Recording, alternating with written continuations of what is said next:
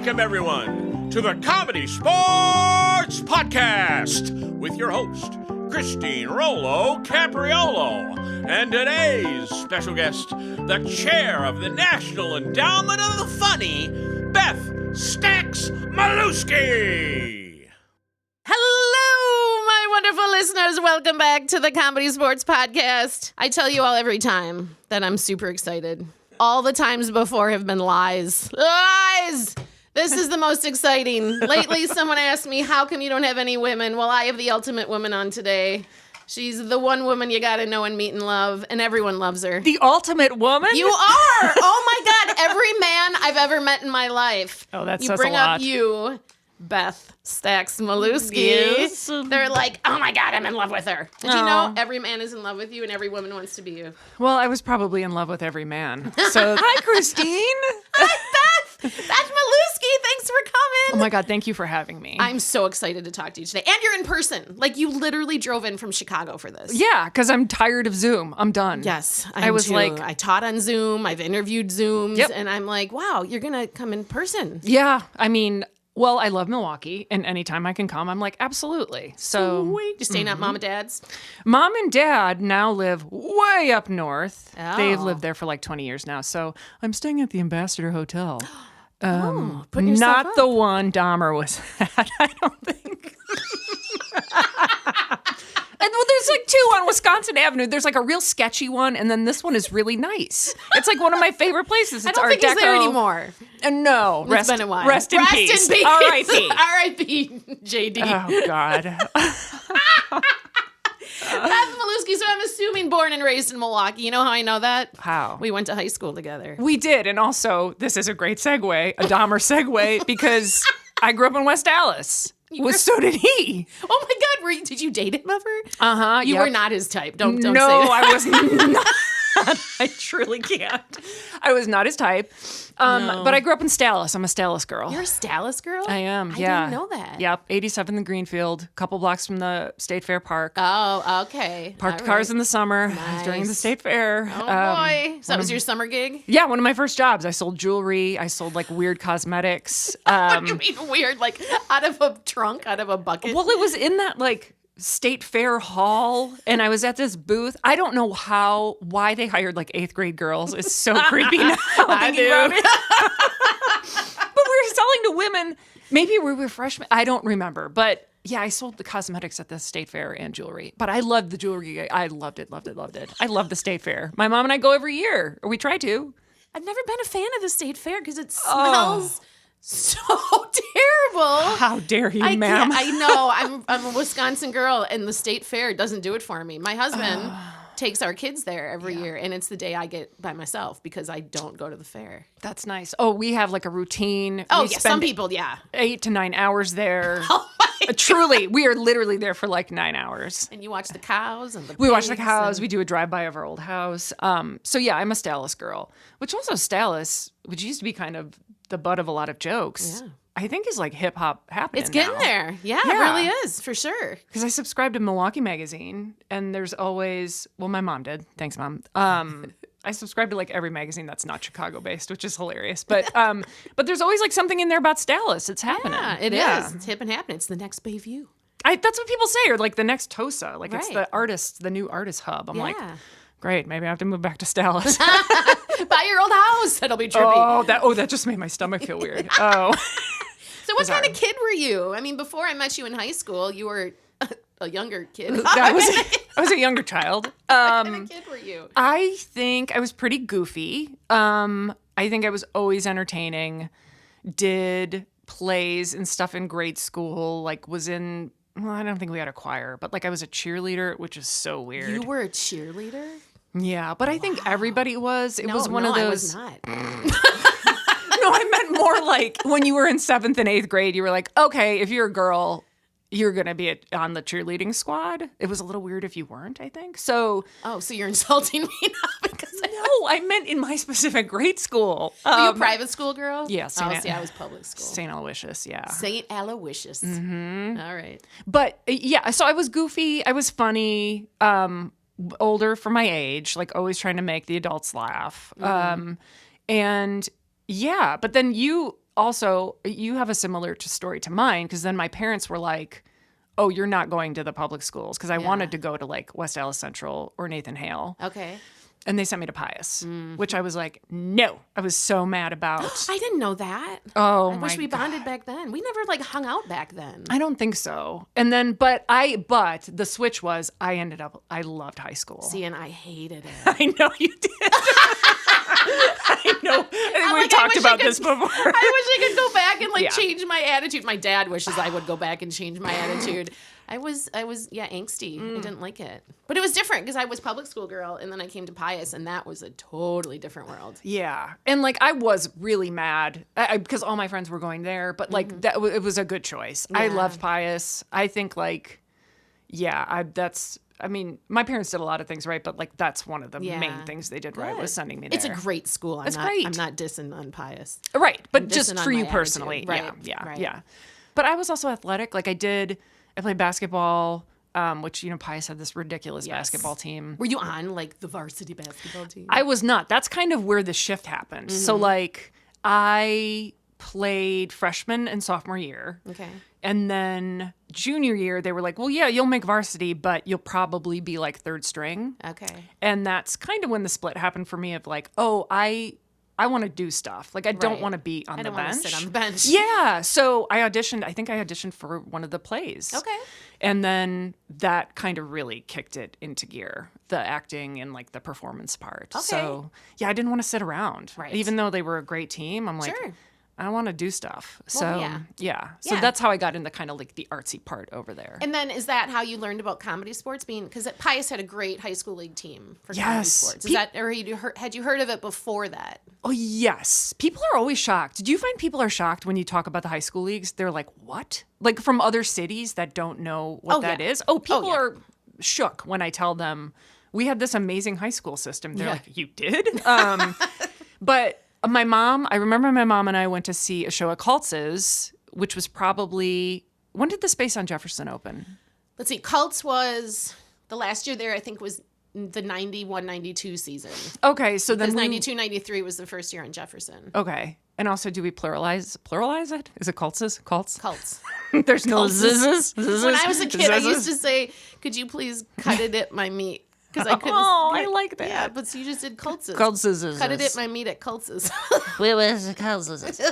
So my mom and I went to Cults, and I remember, so that had to be 91, 92. And I saw a comedy sports show there. I don't even know how we found out about it. But, and then this is where I was telling Christine before the show, she has a very good memory. I don't feel like I do. Oh my gosh. Like listening to Redlick's episode, I was like, how do people remember?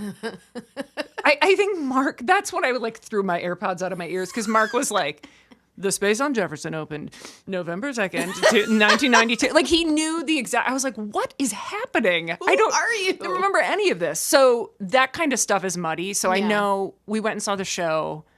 And then Pius must have just had auditions. Yeah, there were auditions. yeah. Because you and Carla Del Santo got on. I remember that. Yep. After I left. Yes. Pius. Yeah. And then Tim and Tim, Jason and Allman. and Allman were running things. So that really kicked it off. And then Right. I was like, oh, this is what I'm going to do for the rest of my life. Yeah? Well, Yeah. so I know you did the high school league. What happened after high school for you then? Again, real foggy. No, I think, well, and I also think we must have had we didn't, because you went to Madison. I did. So I think I was playing professionally because when you were talking about the women you played with, I was like, oh, I played with Carol Bauman Hershey, Okay. Karen, then Plesnick, now Stobie. And then, and Holly, there were a handful of other women, Right. Rosie, that were still there. I think we just kind of missed, our ships just missed each Oh, other. totally. Yeah. So I think you were in college, and then I must have taken a couple of workshops, and this is such a funny memory. When Rolly was talking about, they would tell you just call in. Yeah. You just start calling. I was like, oh my gosh, that is how it happened. It is. They'd And- be like, just call, and you talk to Marie. I Yes. was like, where is she? Can you get her on the podcast? Is she- Maria? Yeah. Oh my God. She's write that probably down. got insane She's stories. got so many stories, I bet. So you would call every week. That was such a oh my gosh, a solid memory for me when he said that of Oh, yeah. Somebody just said start calling. Well, and for our audience members who don't know what that means, you call in every Monday to say, hey, it's Christine Rollo Capriolo. I'm available this Friday, 7:30 and 10, and Saturday, 7:30 and 10. And then we call back on Wednesday and find out our schedule. Yeah. And as a young player, I feel like that's so nerve-wracking. You'd call in that Monday, and I'd be like, I'm available. And then be like, oh my gosh, please let me get some shows. Please. Do you remember when Maria would tell you, she'd be like, oh, congratulations, Beth, you have the weekend off. Like, instead of telling you we didn't schedule you, she'd say you have the weekend off to not like break your heart that you didn't get any shows. Everybody could see my face right now. Oh, that is like a core memory that's coming back to me. Yes. And you're like, congratulations, awesome. Like, you have the weekend off. You're like, oh, I'm a loser. Oh my gosh. Do you remember that? Yes. Or you're second on call. That's right. Oh. They used to call it on call. So they'd schedule the team and then they'd put first and second on call. Right. You're second on call. That's like your third place in Miss America. You have no responsibilities at all. No, you're not going to get called. No. So I remember, I must have taken a couple of workshops and then been just like started, been asked to call in. And I mean, I think when I was in high school, that's when we started really playing at that Jefferson space. Right. Did you played there, right? Yeah, I did. Yeah. Mm-hmm. So I also feel like people on the professional side of things like got to see you play a little bit, so they knew you. Right. So yeah, so I think I took some workshops and then just started calling in and then playing. Yeah. And man, it was fun. And just like you, it was that time of like Dan Harmon and Rob Schraub and the Alewives were every Wednesday. Yes. I was such a groupie for the Alewives. It's the only memory I have of really getting into a fight with my mom because it was like a really bad snowstorm. And you're like, I'm Wednesday. Going. Yeah, and I was like, I am going. And like, we never fought. And I was mad. And I had this huge boat, like, I don't even remember what it was, a Pontiac Cutlass Supreme or something. And I was like, I'm taking the car and I'm going to this show. I was like, because we'd go every single week. Every Wednesday. Yeah. Yes. So I can't miss Boy Blue. You remember whose character was Boy Blue? No, who that was Dan that? Harmon. He put this foam thing under his neck and up to his head, and they'd tie it around the top of his head, and he'd say, I'm Boy Blue. Oh my I just gosh. remember that. And Kurt was like the talking coat hanger. They had like recurring characters, a couple of them. That I remember. I also remember some of the radio show because I would tape all the shows from MSE. Mm-hmm. And I know Peter is like starting to kind of put some stuff online that I'm like, oh, please put all that stuff online. Please. I want to hear this stuff. Well, when I interviewed him, I was like, a reunion ever? Would you? And he's like, oh, that'd be super fun. Can you flip and imagine? Oh, I'd fly anywhere to see that. Oh my God, that'd be amazing. Well, back to you though. Yes. We've already interviewed those guys. Yes. Interviewed them. So when you started playing in Milwaukee, what do you remember? Do you remember your first show? You're telling me you have a terrible memory. Nope, I do not remember my first show. I remember, it's so, like, I keep going back and referencing your past episodes because I love that because no one's done that. Like, you listen to the show. They've also kicked up so much for me that I forgot. Yeah. Like, sitting in, I forget, maybe it's Brian Greed. I forget who said it, but like, people could see everything that was going on in that space on Jefferson. So like we would sit in those little the dugouts or whatever. And like people could see everything. Yeah. So I remembered that. I remembered like sitting so close to the audience, like basically your knees were touching. I loved that space. That was a great space. It was like a basement. It was like when you were in middle school and high school and you hung out in your friend's basement. Yeah. I loved that space. I loved staying out way too late, partying way too much with all those folks. I mean, some of my like oldest, bestest friends were there, you know? So that has such a like special point in time in my life. Like, I love it. That's like where it all started for me. Oh, yeah. So I know, I just remember I loved doing the shows. I loved playing the shows. I did one Summerfest show. We can absolutely edit this out if you'd like to because it doesn't make me look great. I accidentally dropped a racial slur that I didn't know was in front of 2,000 people and came back to the bench and Tom New was like just staring at me. I was like, what, guys? What? And he was like, come here. And I was like, uh-oh. Like now I would have been horrified. I think back then I was like, oh, well. And so was kind of the world. Like nobody knew. Now you would have been canceled. Forget it. Done. I literally would be living in the woods somewhere. Well, so yeah, my Summerfest experience, which Kyle has edited out a few times now, no. is I dropped a innuendo, sexual innuendo, and I didn't know it. See, that's the thing. I didn't know it either. And the only way I found out is after I said it, there was a pause. And then the crowd, no, not the crowd, Brian Green on the other team did his laugh. And I looked and I was like, what? And then the crowd of like thousands of people start laughing. And I'm like, what did I say? And then I replayed it in my brain and I realized, oh, that was really dirty. And I had no clue. Yeah. Oh, it took me 20 years to be like, oopsies. To come back to that memory and be like, yeah, that was a mess up. But I loved playing there. I loved all the people. I loved playing. I mean, I think I played pretty often then on the weekends. How many years were you playing in Milwaukee? Like what years are we talking here? Well, I graduated high school in 94. So I think I moved to New York in 99. So I was probably there for like a solid 5 years on and off. Because I also worked at Ed DeBevick's, which was downtown. So I would do that. And then like some of those people, you know, came out like Eric Price. And so, yeah, it was probably 5 years on and off. So then what was the move to New York? The move to New York was when I fell in love with a man who was also in ComedySportz, Chris Tallman. So we met and I was like, well, I'm going to move to New York. Like I always kind of knew I wasn't going to stay here. And that was kind of the push I needed to go.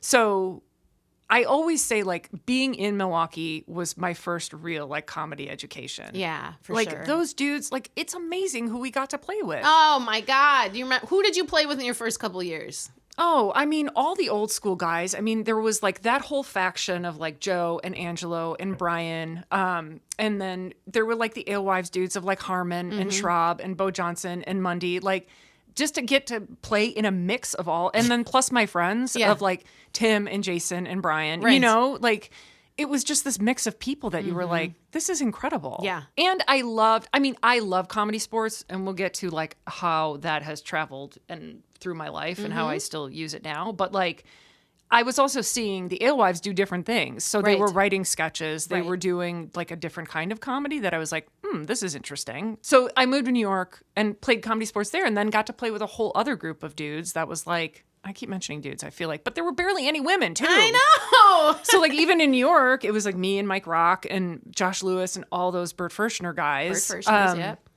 I mean, there were a few women, barely any women. Right.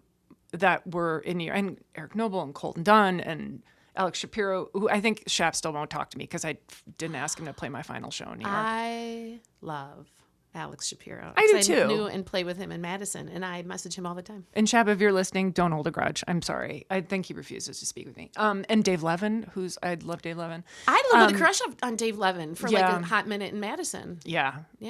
I understand that. Yeah. We love you, Dave. So, yeah. So did you ever feel, and I know the answer because we talked about this before, I think, did you ever feel being the woman, which was very rare in some of these shows, did you ever feel any sort of, I don't know. I don't think so. I never was really aware of it. I also have a real masculine energy when I play. So that never tripped me up, or that never was like something I was thinking about in the back of my head. What does that mean? I have a masculine energy when I play. I think I play more male. Like I play male characters. Okay.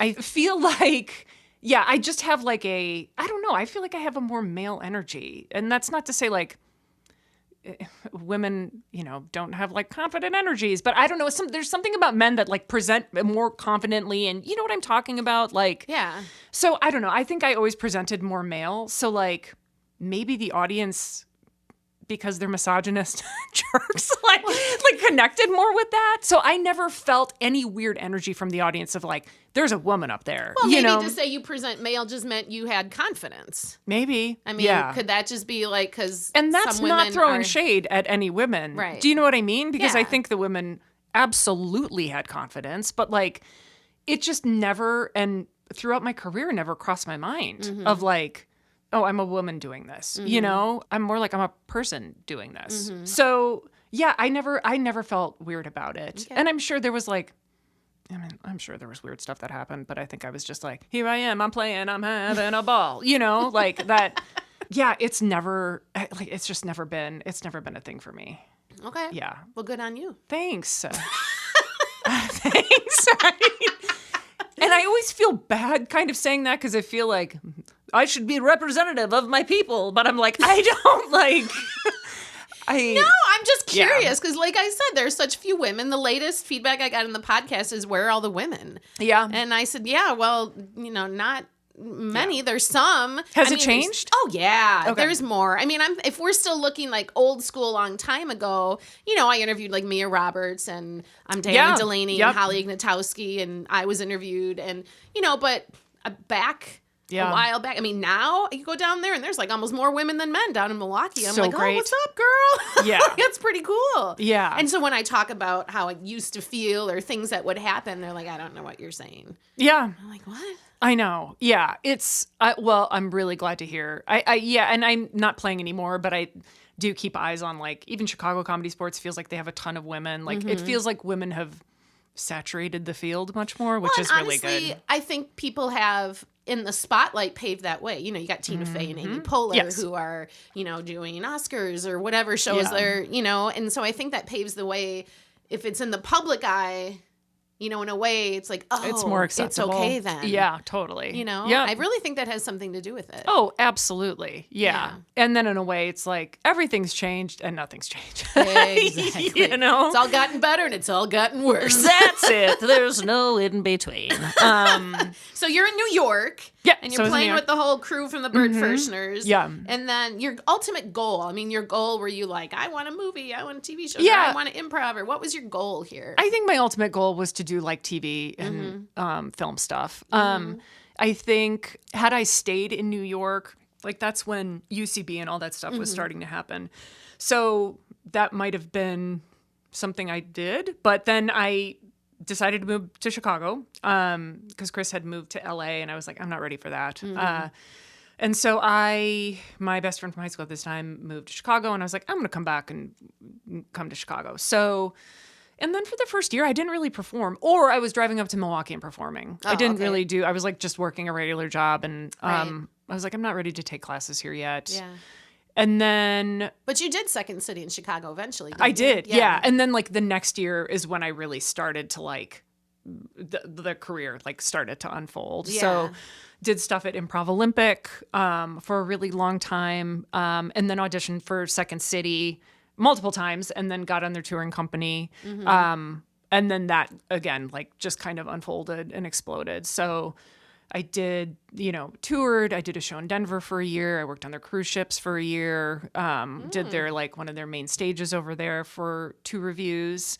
I mean, I worked for them almost 15 years. Second City? Wow. Like doing shows in some aspect or another over there. And I mean, ComedySportz helped with all of that. And you did ComedySportz Chicago too. Yeah, I did ComedySportz Chicago for a brief time.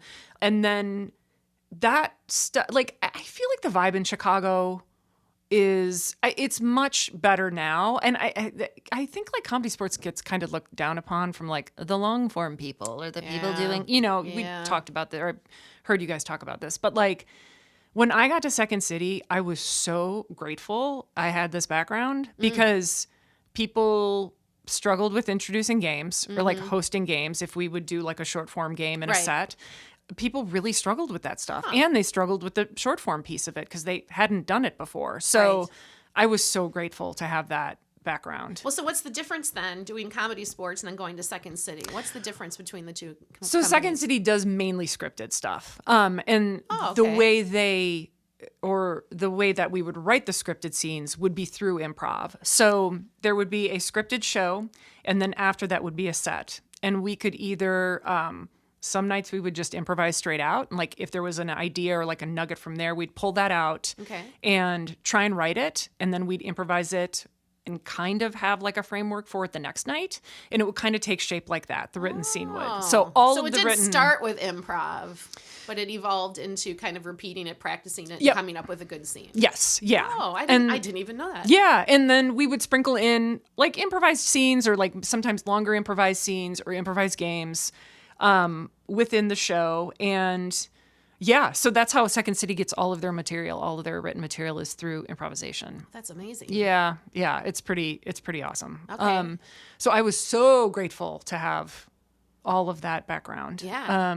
Did you do other companies too? So you have ComedySportz, Second City. There's ComedySportz, Second City, Improv Olympic, which is all long form, but just basically like, you do a 22-minute form or piece of more theatrical, I guess, improvisation. I was part of a group called Baby Wants Candy, which is a musical improv group. That's so funny. Oh, I'm like, oh, she's tickled by that name. Baby wants candy. I mean, I've done a ton of independent groups. I was part of two all-female groups, one called Sirens, one called Virgin Daiquiri for a really long time. Baby Wants Candy was all improvised. We did improvised musicals. I'll say it again. Baby Wants Candy. Baby Wants Candy. I'm envisioning like a creepy guy in a van driving by, like, hey, baby wants some candy. I mean, that was us, and then we'd sing songs. Like, no, I don't know. So yeah, a ton of like different groups, always like playing with a different group around town. I saw you perform in Milwaukee, the Vagina Monologues. Yeah, that's also a big piece of my history is when, so I had moved to Chicago and then I had two friends that lived here, Cotter Smith and Heidi Miller Smith and Heidi actually took workshops. That's how I met her at ComedySportz when I was in high school. And she's a little older than me. And they opened a theater. Carol Bauman Hershey used to own a bed and breakfast called the Brumder Mansion. And there was a theater in the basement. Right. And so I came and helped them like start that up and I would do shows there. I did a show with Brian Allman. We did this great like Pinter play. That's like one of my favorite memories of my life. And so I would come back and do acting stuff there too. You were incredible. Thank you. That's so nice. You did, and I can't say it because it's not family friendly. Oh, I know. But you did the whole monologue about the C word. And that word drives me nuts, but after hearing you go on and on about it, like how it just rolls off the tongue or whatever you said, I was that's like, so great. You remember that. So beautiful. Oh my God, thank you. I was so moved by that. Thanks. Yeah, you were incredible. Were some of my favorite shows. I loved that space. It was so like intimate and fun. And oh man, Brian Allman and I had such a blast doing that Pinter play. Like, yeah, that was a really fun time. Yeah. And then I think during that time too, I would play with whatever iteration it was at the time of like Cock and Toast or Midnight Show. The Midnight Show. Yeah. So I played with those guys a couple times, which was really fun. Even when they were still at the Miramar Theater, I remember playing there because my parents show up tonight and play. Are you kidding me? Midnight? Oh my gosh. That is like a horror show for me.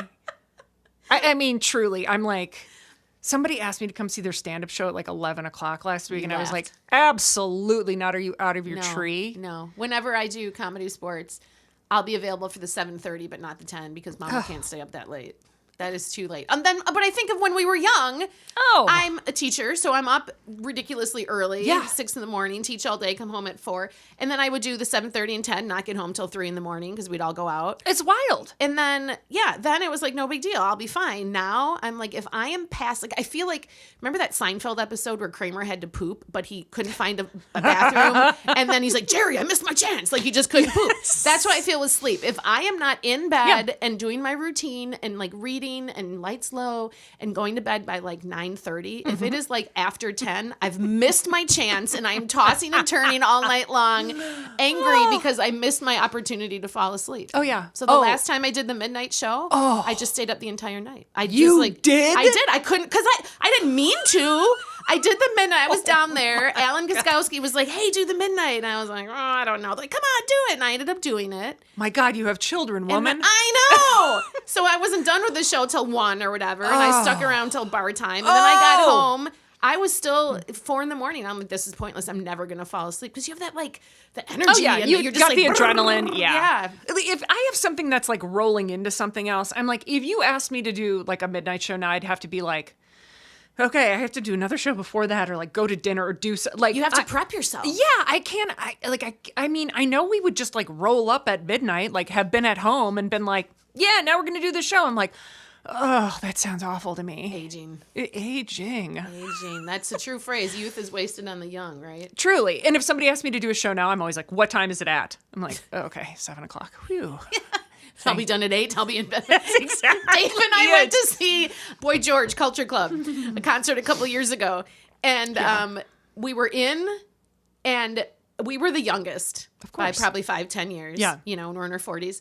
And we were out by 9:45. Boy George, the last song they did was Karma Chameleon.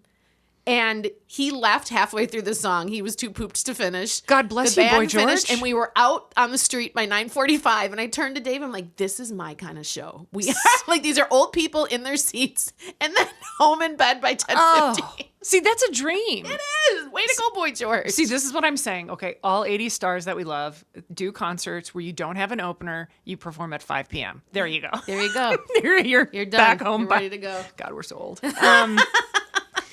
Yes. So I don't know. Chicago. I'm like, I don't know. Where'd we get off track? I don't know, but it's fun. Chicago. Yes. Then how the heck Yes. does cash cab for Oh my gosh. cash cab? What is the Cars for Kids, 1-800 Cars for Kids. baby wants candy? How did cash cab come into play? That was, I auditioned. So, Because that was a huge popular show in New York. yes, still is. Right. Yep. I think he still does new episodes. Does he? I think so. But now it's all weird with like social media shout out. I mean, it's strange now. But Internet. I mean, the internet, am I right, kids? So, Who would have thought that catch on? so yeah. So I was auditioning for stuff, TV, you know, film stuff. Once I was at Second City, I got an agent, all that fun stuff. And then, yeah, they came through and I auditioned. And it's so funny because my cast, I was at Second City at the time in like a regular cast on one of their stages, the ETC stage. And like, I think everybody auditioned for it. Mm-hmm. And we kind of made a joke of like, won't this be fun if this ruins somebody's life? Or like take us out of the cast and haha, somebody gets this. And I came in, I was like, guys, I booked it. Which it was not a life ruiner at all. It was a life changer. It was awesome. It was so fun. Yeah, it was the best. Were you legitimately driving the cab in Yes. Chicago? Mm-hmm. You were. Yeah. And I tell people the hardest job, that was not hard. The hardest job, I had to get my actual cab license. You did? Yep, I had to take a 40-hour class. Like a bunch of dudes at community college who were just looking at me like, what is this like blonde woman doing here? Why? And Was it like Danny DeVito and Tony Danza from Taxi and then you? That's exactly what it was. And I was like, I don't really want to explain this to people. You know what I mean? Like, I don't want to tell people why I'm here. So I had to take a 40-hour class, had to take this huge test at the end of it. I had like a stack of index cards that were insane. Because you have to know like intersections. Where is this building? Right. Where is this in the city? Pass that test. Then you have to take the city test. So I passed that test. Finally got my license. I found out later they had built in time in the production schedule if I had failed. Like, just in case. for me to retake the test. Because I had to have my actual license. So that was the hardest part. I've always kind of been a good driver. So like that was like nothing. But wouldn't it be easy to be distracted? You're literally filming a television show while you're driving a cab in downtown Chicago. Yeah. Oh, super easy to get distracted. How many people did you hit? None. Good for you. I know. Thank you. I'm sure I came close, but I don't remember.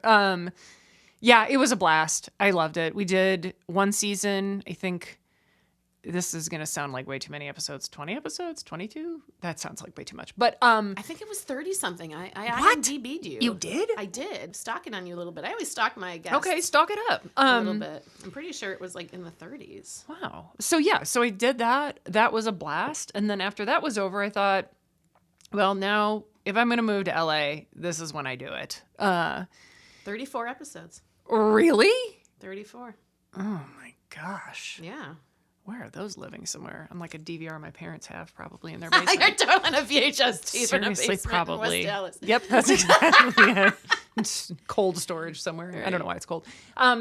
So I moved to LA and After Cash Cab. Yep, after Cash Cab. Did they not renew it, or were you like, I'm done? They did not renew it. No. Oh, okay. Which was fine. I mean, I would have loved to have done more seasons of it, but yeah, it was okay. And then thought, if I'm going to go and do this, this is when I'm going to do it. Yeah. So yeah, had a bunch of meetings with casting directors. It was fine. Like, it really was. I did a little bit of work. I moved out there. You did an episode of Arrested Development. Yeah, that's what I did. I did that when I was out there. And then I was like... Was Jason Bateman wonderful? Jason Bateman? Yeah, they were... I know Jeffrey Tambor is like canceled now, which is fine. But like, they were both at the time...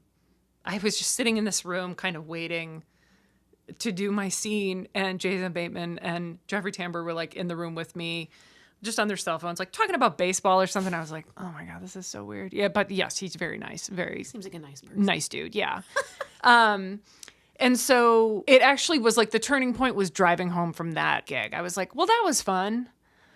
Wow, I don't want to stay here. I was like, you were done with LA. Yeah, I was like, I hate this. Like, if this is not enough for me to be here for like a sustainable amount of time. I don't like the city. Like, listening to Dick talk made me laugh because I was like, yeah, Dick nailed it. Like, the people get weird. Like, your friends get weird. People lose time. Like, I felt because like the seasons didn't change. Yeah. You would ask people like, well, how long have you, people would be like, seriously talk like they've lost time. Like had amnesia. They're like, wow. Yeah, man, I guess I've been out here for 10 years now. I'm like, you can see them sort of realizing it on their face. And you're like, I was like, absolutely not. I can't. I can't do this. And the city is just, I hate the way the city's laid out. It's, yeah, I knew it. Like, I knew it right away. And How I was much like, does one get, though, for an episode of Arrested Development? I don't know what the SAG rate was then. I mean, maybe it was $700 for a day rate. Thousands. Okay. Yeah, hundreds. Yeah. Yeah, it's not that glamorous. But it's got to be hard. Like, you're in a city trying to make it, and everyone in the city is trying to make it. Well, and that was it too. I would see my friends. I mean, I think I'd only been there a month, and I was really lucky. I had a really, really, really great casting director on my side. This woman, Allison Jones, who casts a ton of, like, is like a comedy casting goddess. And she's so sweet. She's so down to earth. She really like was on my side. And so I didn't even audition for that. She just called me and said, can you do this? And I was like, yes. And that was it. I would see people at like improv shows or run into people and they'd be like, what's going on? And I'd be like, well, I got a day on Arrested Development. They'd be like, how'd you get that? What? Who do you know? I've been here 30 years. I mean, really, it was like people who were like, I'm like, I'm just here trying to do this. Yeah. It is. It's really hard. So how long were you in LA then? 3 months. 3 months. That was it. Yep. But I had an apartment. I had signed a lease. And then I was just like, I don't want to do this. It's not my thing. I hate this. This is not my thing. So you went back to Chicago. Came back to Chicago. Grateful I did. Worked for Second City again. Did a couple more shows with them. But I also knew at that point I was going to get out of the acting world. I was like, this doesn't feel fun anymore. I don't want this as much as I used to. Mm-hmm. Something else is brewing. Mm-hmm. So I was really lucky. Second City kept me in a job for a really, really, really long time. And I was trying to think of the last time I did ComedySportz because Chicago would put together really fun like alumni weekends. Mm-hmm. So I'd get to play with my friends that I hadn't played with in years. And that was really fun.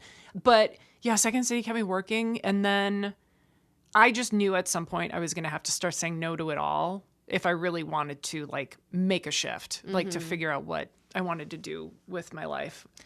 And I think it's hard because people see us on stage and they see you doing stuff on TV and film. And they're like, you're living your best life. Like, this is so fun. And I'm like, yeah, a lot of it is. And then I'm like, and then a lot of it is a lottery. Mm-hmm. It is a hustle. It is... there's just no telling what's going to happen. Yeah. So there's no safety in it. So I think... yeah, that piece, I was like, I think I'm kind of done with this. Yeah. And especially when my agents would call and they'd be like, we've got this audition. I'd be like, oh, stop calling me. Like, I wouldn't say that, but I'd be getting mad. I don't audition anymore. Yeah, I'd be like getting mad at them. And then I was like, Beth, that's not their fault. They're trying to do their job. Like, you don't want to be doing this anymore, So, yeah. So I kind of quit everything. I took a couple of like what my therapist called recovery jobs. Like, I worked on a farm for a little bit and Bristol, Wisconsin. Really? Yeah. Wow. Like commuted to this farm. What else did I worked in a warehouse just to kind of like shake off, all the acting stuff. Yeah. And now I'm getting a master's degree in clinical mental health counseling. That's where we are now. That's awesome, though. Well, how was improv helped you in now your new life of clinical mental health counseling. Health counseling. How has improv helped you being a student again as an adult and also going into this very important field? Yeah. Well, I was just talking about this with a friend the other day that like when you are in graduate school and your teachers start putting you in group projects, which are absolutely nightmarish. I hate group projects. They're the worst. I'm a teacher. I won't do them. Oh, I want to give you all the gold stars. Thank you. They're awful. Good. My son is 13 and he'll do group projects and he's like, I'm the only one working. Nobody else does anything. I'm like, that's the problem with a group project. It doesn't matter if you're 13 or you're 30. Yeah. Like, it is the same dynamic. It's awful. Don't do it. No. Like, people will learn how to work with people. Yes. And I think, like, since I've been working in ensembles so long too, I'm like, hey, I know how to do this. Please don't. Like, please don't do this. So I think what people don't learn and what we've learned, which is an amazing skill, is like economy of words, how to edit, brevity, like how to keep things short. Right. So like all of that stuff has helped me, like writing papers. Like I know how to edit my papers. So I'm not sending, a teacher like an 18-page paper. I'm like, oh, this can go. And that also comes from editing sketches too. And like just getting to the meat. Sure, yeah. Getting to the funny. What's the important part? Start in the middle, Yeah. all of that stuff. And then that's the thing that I have issue with the most is like these people in groups, like they just want to go on forever. And you're like, nope. Like I always feel like the worst person in the group because I'm the timekeeper. I'm like, this presentation has to be 30 minutes. So let's we're going to run it. It's going to be 30 minutes. Like I'm the worst. You pull out the director's chair, you got the megaphone. That's exactly what I am. And I feel so bad because they're probably like, who is this young. old woman Yeah. barking orders? So it's really taught me to like keep the important stuff and get like trim the fat. That's great though. Oh, I feel like it's such a huge skill. Yeah. And I was talking to my friend who's an executive presence coach, which means like she coaches people who are like CEOs and CFOs. And she's like, that's what people have issue with is like time management, how to make the most of their time. So that improv, oh my gosh, has helped me so much. I think also in becoming a therapist, like I feel like as improvisers, we have this special kind of attunement with people, whether it's one person or an ensemble. We just get attuned to like hearing things in like a scene, or you go, oh, I have to remember that thing. Right. Or that's the meat of the scene, or that's the most important part. You gotta go with that. Yeah. So even like in the brief time I've seen a couple of clients, I've been like, that's important, So like that has really carried over for me. Awesome. That is like, I think going to be an enormous skill. Yeah. Yeah. When I really start like having multiple clients. Well, learning to listen. I mean, that's the learning basis to of, listen. Yeah. Yes. Like listening is and it does drive me nuts because some of these young folks will like come in to a graduate school and be like, why do you want to be a therapist? And they're like, my friends told me I was a good listener. I'm like, no, there's more than that. But well, why do you want to be a therapist then? I have been really lucky to have really good helpers, like really good therapists and really good people kind of guiding me in my life. And I think when they help me, I go, oh, like I want to do that for somebody else. Yeah. And this was absolutely not something therapy and like mental health was not talked about. For sure. I didn't think it was cool. I remember even like railing on people for being like, you're in therapy, blah, blah. Like that's not cool. And now I think it's like the most important thing. I think everyone should have to be in therapy. Yeah, it's required totally. to live. So there are so many, and I mean, there are a million skills. And also I think we go up in front of hundreds of people, sometimes to silence. And that is something they talk about of like, you're going to have to sit in session and hold space with somebody that Refuses to talk. might not talk. It's like a silent tension. Yeah. And people are going to get uncomfortable with that. And I'm like, I've gone up in front of thousands of people and like no one is like, you can hear the crickets. You know what I mean? I mean, it's a very different environment, but Right. it's the same thing. I'm Sure. like, this doesn't scare me at all. Like, Yeah. oh my gosh. Yeah. You want to sit there for 30 minutes? I'm fine. You know? I'm getting paid either way. Yeah. I'm getting paid and I'm used to this. Like, I mean, I've gone up in wigs and like half my clothes and done bits on stage to stunning silence, like in front of Lorne Michaels. I'm like, do you want to sit there and I'm like, great, that's fine. You I'm used performed to in front of Lorne Michaels. I did twice, yeah. He came to see our show at Second City. Oh, when he was like recruiting for SNL. Yeah. And yeah. were you like, fingers crossed, oh my God? Or did you just not care? Or what? I just didn't care. I also knew the reality of it was I knew I was too old.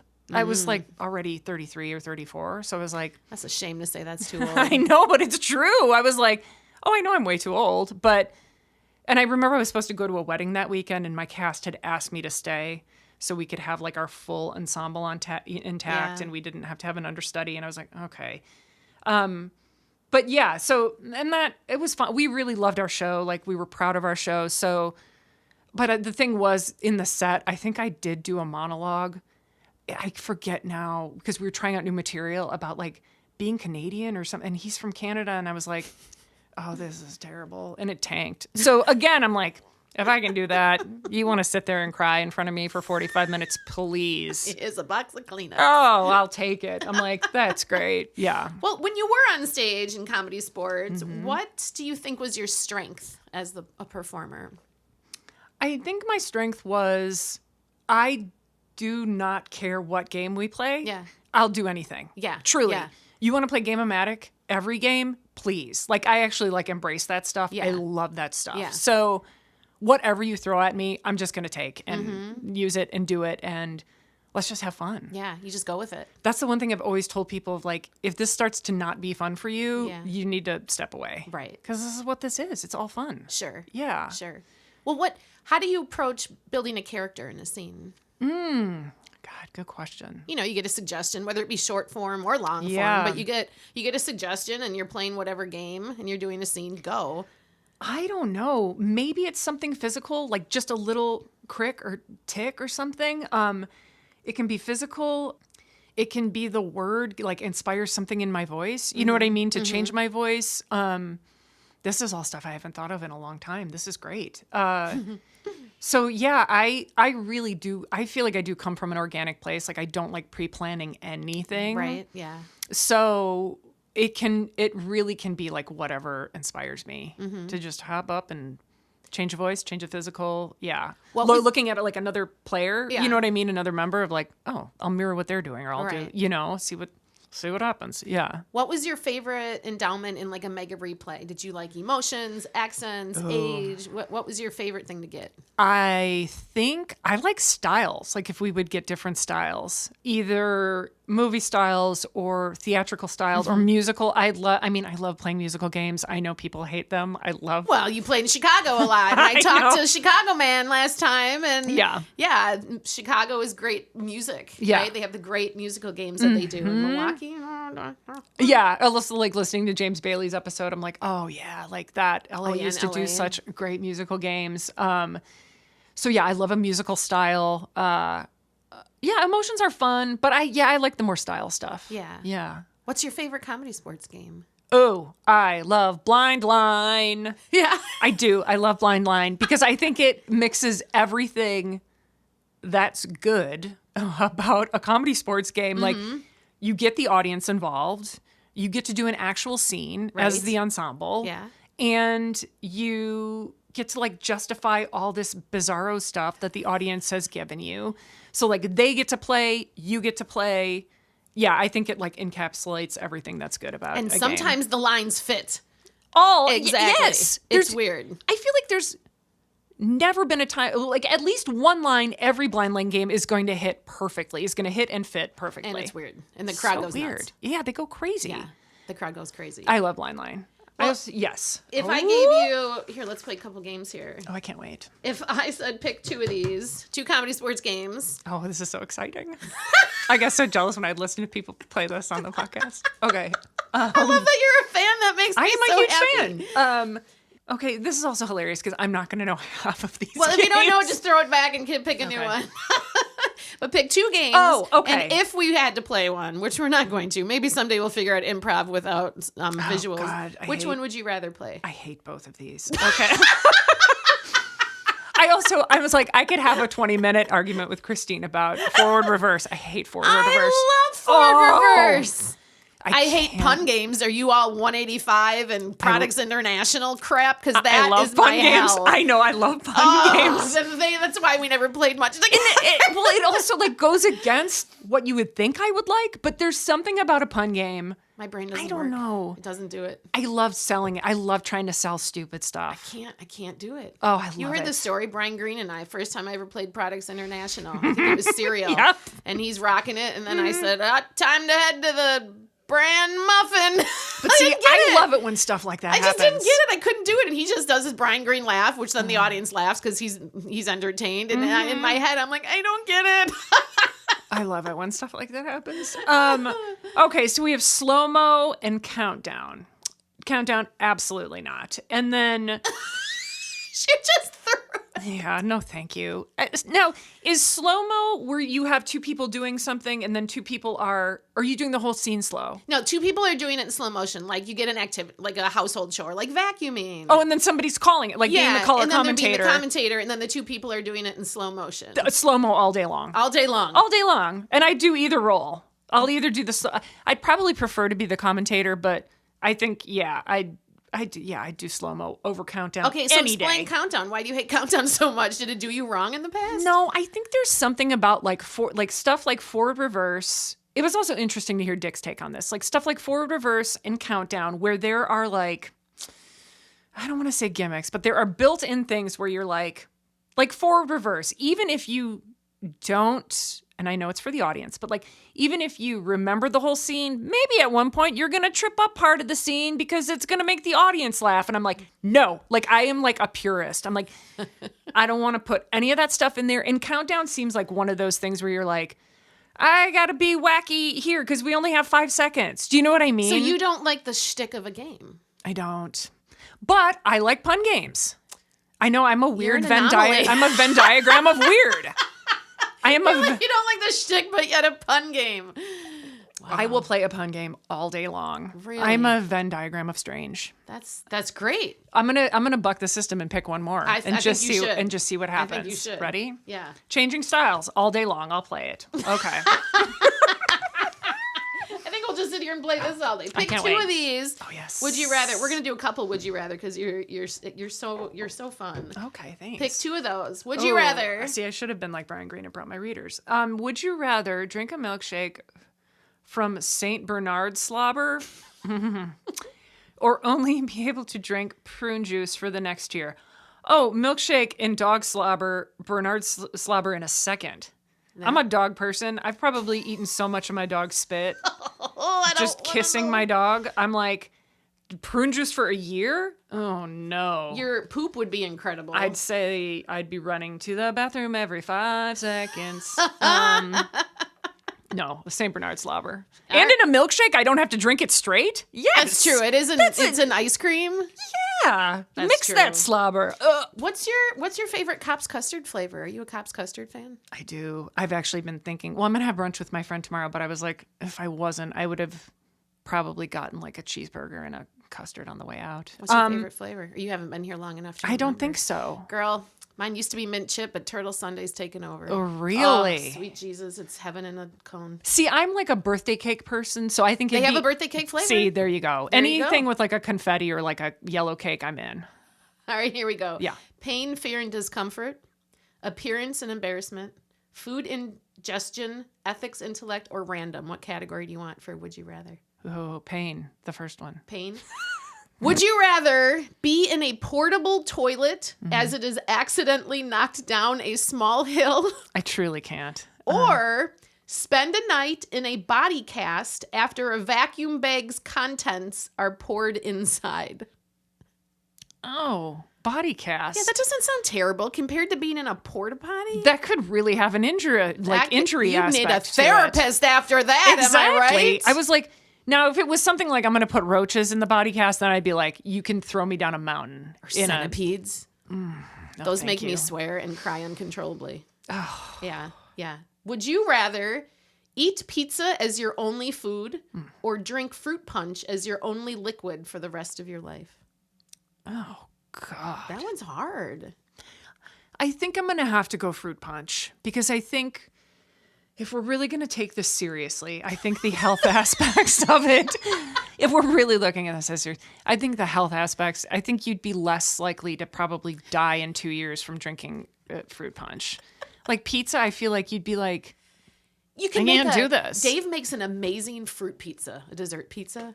Okay. It's like a sugar cookie dough. Oh, yeah. It's like a marshmallow fluff and then fruit all over it. That sounds amazing. It's amazing. I think we should also do a whole other podcast. I need to hear about your birding. Oh my God, I'm a birder. Follow me on Facebook. No, I know you've taken some amazing photos. Oh, why, thank you. I'm an love 84-year-old birds. man. I'm a birder. I love my owls. I found my eagles. Although, really bad news. Spoiler alert. One of the eaglets died? No, there's no eaglets. They're building a nest. Okay. It's the first nest in Milwaukee County in over 80 years. The last county in Wisconsin to get an eagle's nest.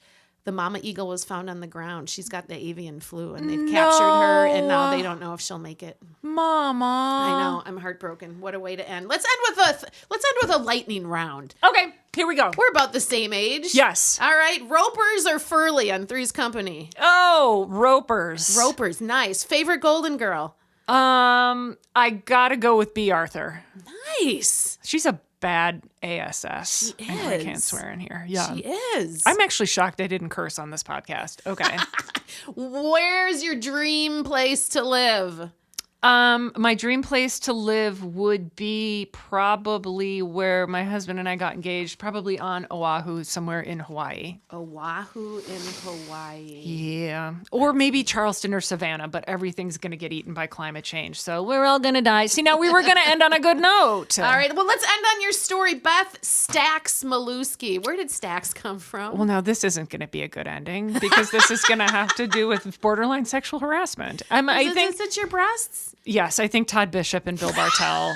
That's right. I'm not afraid to name names. Name them. Yeah. They haven't been on here yet, so. I know. Todd Bishop and Bill Bartell gave me that nickname. Yes, I think because I was a chesty lass and still am. You have a larger breast size. That's right. So that's how you got your name. That's and then you Stax. dare to say there was no difference between a female and a male. Well, and I feel like that is the perfect example of that. I was like, yep, okay, who cares? Like, ding dong, like. I got the big boobs. Probably got a little bit more respect for myself now. I'd be like, absolutely not. Go away. I think back then I was like, who cares, right? Whatever. I just want to play. So do you think you'll ever come back and play a show? I'd love to. Yeah? Yeah. You starting to miss it now that you kind of stopped? No. But I mean, I will do a show every once in a while. I don't know if I would ever play regularly. Right. I'm also an old person. I want to play with my friends. See, and that's kind of my brain. Yeah. I don't know if regularly I'll come back. I mean, there should be all new people playing. Like, you have to keep it going. But, like, I like playing, the people you know. Yeah, the people you know. I'm an old person. I know. You know? Well, and that says a lot, though, once you do know people, and you know this being in Second City, having the same ensemble, you get funnier because you know the people and you know their quirks and you know their strengths and their weaknesses. But if you get thrown into a show and you don't really know anybody, that's tough. It is tough. That's always when I felt the worst for our understudies. Like, they would come in and be like, come into this ensemble that has worked together for a year and had done the show together, you know? So, I mean, I always did my best to, like, try to treat people as kindly as possible because I know how awful that job is. But, the new kids, there should be new people playing. Absolutely. Yeah, but I'm going to be an old person and say, no, I want to play with my friends.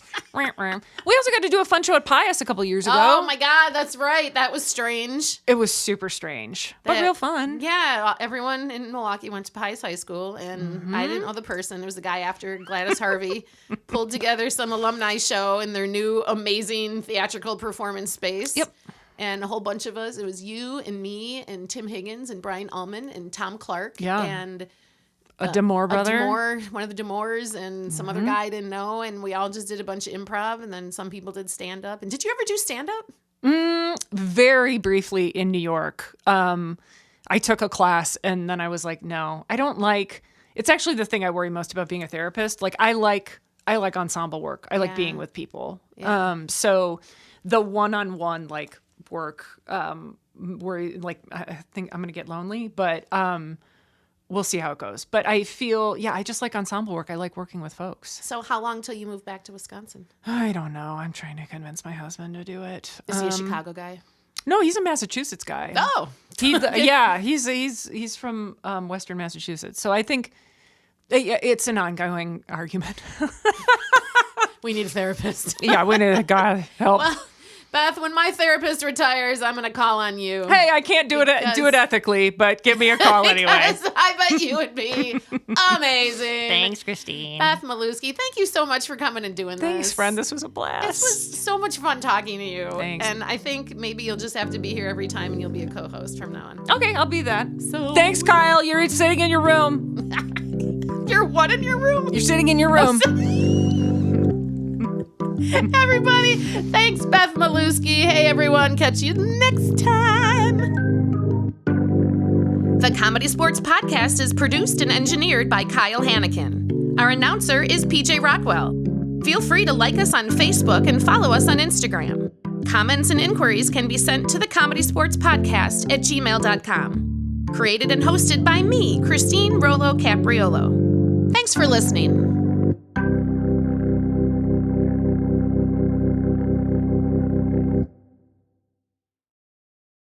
The ComedySportz Podcast is an independent production made by CSz players. The views and opinions expressed by the podcast host and any guests are their own and do not represent the views and opinions of any CSz location or CSz Worldwide. Vocabulary used by the host and guests is not necessarily representative of the CSz brand.